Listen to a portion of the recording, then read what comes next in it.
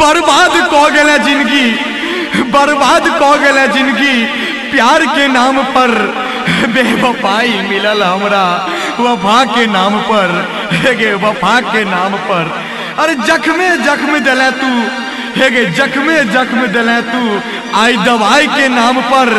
आसमानों काइन पड़ल हमर मोहब्बत के अंजाम पर, हेगे मोहब्बत के अंजाम पर।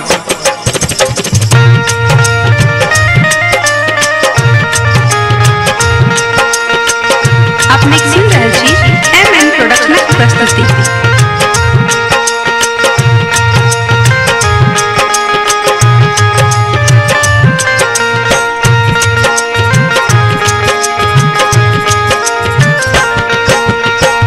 एक दिन रही छलो हम तोरे साथ में, भर दिन घूमई छलो हाथ दो के हाथ में।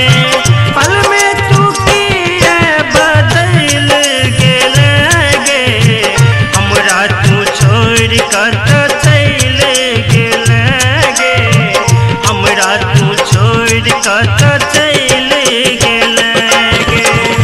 एक दिन रही छलो हम तोरे साथ में, भर दिन घूमई छलो हाथ दो के हाथ में।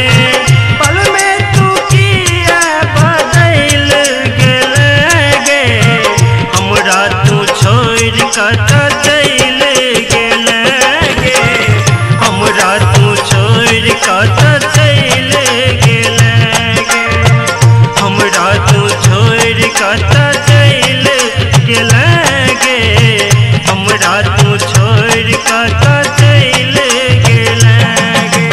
दर्द दिल के हम कतक बताबू, दर्द दिल के हम कतक बताबू।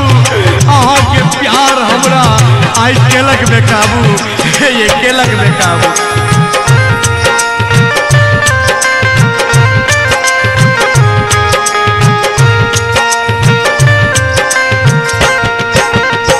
मिलै जे छलै बड़ याद आबैए, रूप देखै लेल मोन तरपैए। हे हमरा तू दिल में जखम दऽ देलगे, जियब कोना सब खत्म कऽ देलगे।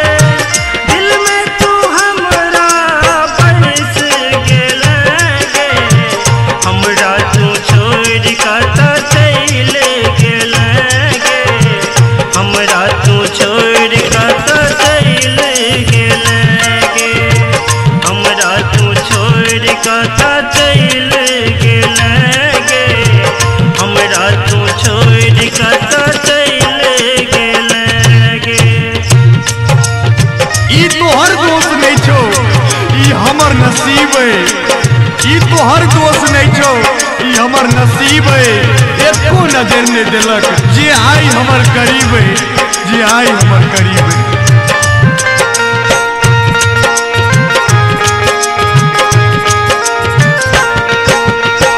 कदेल छुरा की सीना के पार गे, हमरा सो शादी के लगेल नहीं जोगार गे।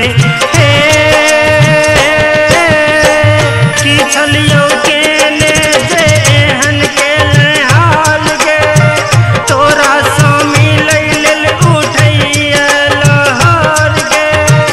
अब नहीं मिलबे तो खा लेब जहर गे, हमरा तू छोड़ कर तो चल गेलगे, हमरा तू छोड़ कर तो चल गेलगे, हमरा तू छोड़ कर तो चल गेलगे, हमरा तू छोड़ कर तो चल गेलगे।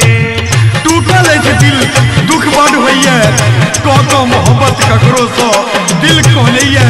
अरे दर्द के एहसास तखन होइए जहान वो मोहब्बत हमर और ओकरा दिल में कियो और होइए।